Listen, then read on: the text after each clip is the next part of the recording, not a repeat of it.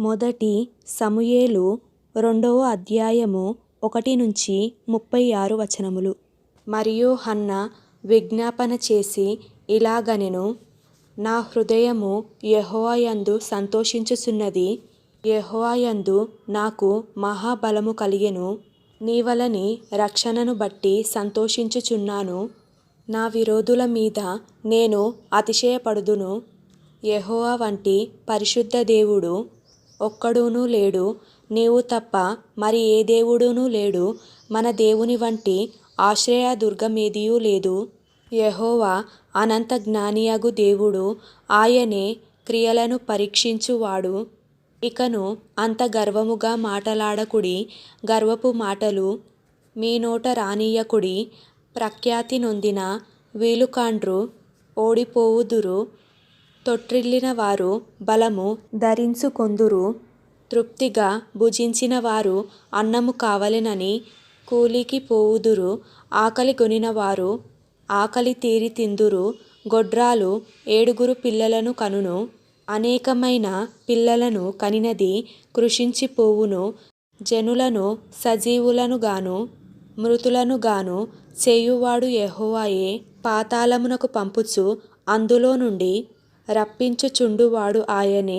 యెహోవా దారిద్ర్యమును ఐశ్వర్యమును కలగజేయువాడు, కృంగజేయువాడును లేవనెత్తువాడును ఆయనే. దరిద్రులను అధికారులతో కూర్చుండబెట్టుటకును, మహిమగల సింహాసనమును స్వతంత్రింపజేయుటకును వారిని మంటిలో నుండి ఎత్తువాడు ఆయనే. లేమిగల వారిని పెంటకుప్ప మీద నుండి లేవనెత్తువాడు ఆయనే. భూమి యొక్క స్తంభములు యెహోవా వశము, లోకమును వాటి మీద ఆయన నిలిపియున్నాడు. తన భక్తుల పాదములు తొట్రిల్లకుండా ఆయన వారిని కాపాడును. దుర్మార్గులు అంధకారమందు మాటుమణుగుదురు, బలము చేత ఎవడునూ జయము నొందడు. యెహోవాతో వాదించువారు నాశనమగుదురు. పరమండలములో నుండి ఆయన వారిపైన ఉరుమువలె గర్జించును.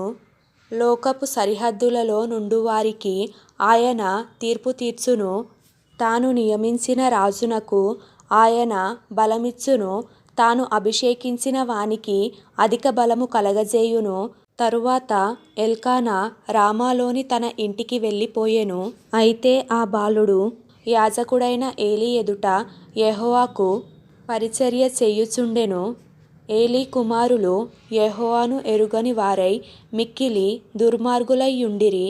జనుల విషయమై యాజకులు చేయుచూ వచ్చిన పని ఏమనగా, ఎవడైనా బలిపశువు వధించిన మీదట మాంసము ఉడుకుచుండగా యాజకుని పనివాడు 3 ముండ్లు గల కొంకిని తీసుకొని వచ్చి, బొరుసులో గాని తపేలాలో గాని గూనలో గాని కుండలో గాని అది గుచ్చినప్పుడు ఆ కొంకి చేత బయటకు వచ్చినదంతయు యాజకుడు తన కొరకు తీసుకొనును.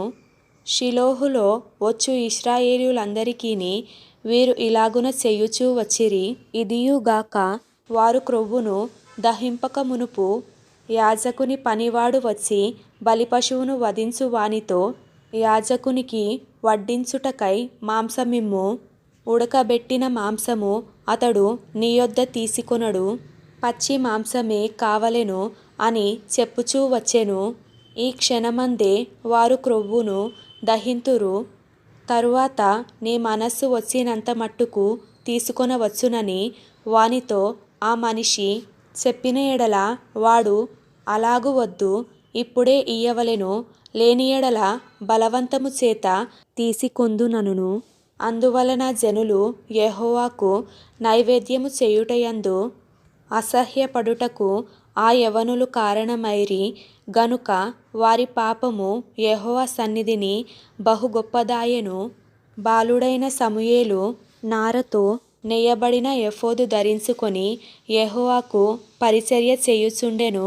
వాని తల్లి వానికి చిన్న అంగీ ఒకటి కుట్టి, ఏటేటా బలి అర్పించుటకు తన పెనిమిటితో కూడా వచ్చినప్పుడు దాని తెచ్చి వానికిచ్చుచూ వచ్చెను.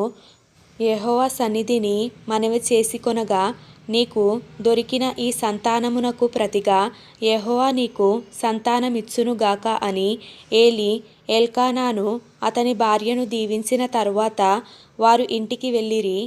యెహోవా హన్నాను దర్శింపగా ఆమె గర్భవతి అయి 3 కుమారులను 2 కుమార్తెలను కనెను. అయితే బాలుడగు సమూయేలు యెహోవా సన్నిధిని ఉండి ఎదుగుచుండెను. ఏలీ బహువృద్ధుడాయెను. ఇశ్రాయేలీయులకు తన కుమారులు చేసిన కార్యములన్నీయు వారు ప్రత్యక్షపు గుడారము యొక్క ద్వారము దగ్గరకు సేవ చేయుటకు వచ్చిన స్త్రీలతో శయనించుటయను మాట చెవిని పడగా వారిని పిలిచి ఇట్లనెను, ఈ జనుల ముందర మీరు చేసిన చెడ్డ కార్యములు నాకు వినబడినవి. ఇలాంటి కార్యములు మీరెందుకు చేయుచున్నారు? నా కుమారులారా, ఇలాగు చేయవద్దు. నాకు వినబడినది మంచిది కాదు. యెహోవా జనులను మీరు అతిక్రమింప చేయుచున్నారు.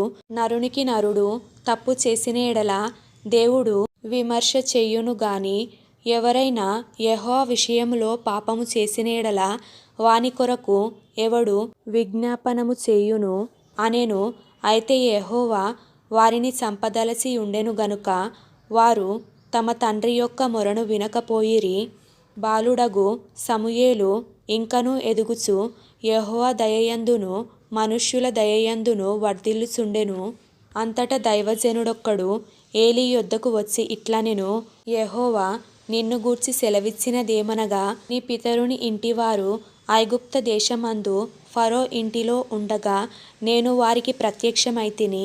అతడు నా ముందర ఎఫోదును ధరించి నా బలిపీఠము మీద అర్పణమును ధూపమును అర్పించుటకై నాకు యాజకుడగునట్లు ఇశ్రాయేలు గోత్రములలో నుండి నేనతన్ని ఏర్పరచుకొంటిని. ఇశ్రాయేలీయులు అర్పించిన హోమ వస్త్రములన్నిటినీ నీ పితరుని ఇంటివారికిచ్చితిని. నా నివాస స్థలమునకు నేను నిర్ణయించిన బలి నైవేద్యములను మీరేలా తృణీకరించుచున్నారు? మిమ్మును క్రొవ్వబెట్టుకొనుటకై నా జనులగు ఇశ్రాయేలీయులు చేయు నైవేద్యములలో శ్రేష్ఠ భాగములను పట్టుకొనుచు నాకంటే నీ కుమారులను నీవు గొప్ప చేయుచున్నావు. నీ ఇంటివారును నీ పితరుని ఇంటివారును నా సన్నిధిని యాజకత్వము జరిగించుదురని యెహోవా ఆజ్ఞ ఇచ్చియున్నాను. ఇప్పుడు అది నా మనస్సునకు కేవలము ప్రతికూలమాయెనని ఇశ్రాయేలీయుల దేవుడైన యెహోవా సెలవిచ్చుచున్నాడు. కావున యెహోవా వాక్కు ఏదనగా, నన్ను గణపరచు వారిని నేను గణపరచుదును, నన్ను తృణీకరించువారు తృణీకరమొందుదురు. ఆలకించుము. రాగల దినములలో నీ బలమును నీ పితరుల ఇంటి బలమును నేను తక్కువ చేతును. నీ ఇంట ముసలివాడు ఒక్కడునూ లేకపోవును. యెహోవా ఇశ్రాయేలీయులకు చేయదలచిన మేలు విషయములో నా నివాస స్థలమునకు అపాయము కలుగగా నీవు చూతువు. ఎప్పటికీని నీ ఇంట ముసలివాడు ఉండడు.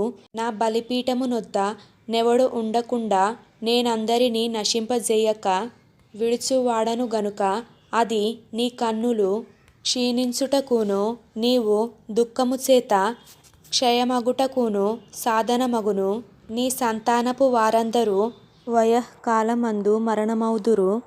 నీ 2 కుమారులైన హొఫ్నీకిని ఫీనెహాసునకును సంభవించునని నేను చెప్పిన దానికి నీకు సూచనగా నుండును. ఒకనాటి అందే వారిద్దరూ మరణమౌదురు.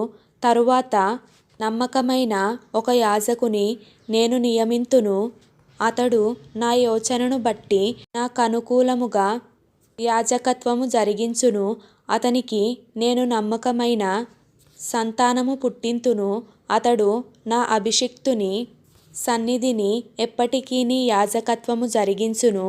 అయితే నీ ఇంటివారిలో శేషించిన వారు ఒక వెండి రూకనైనను రొట్టె ముక్కనైనను సంపాదించుకొనవలెనని అతని యొద్దకు వచ్చి దండము పెట్టి, నేను రొట్టె ముక్క తినునట్లుగా దయచేసి యాజకుల ఉద్యోగములలో ఒకదానియందు నన్ను ఉంచుమని అతని వేడుకొందురు.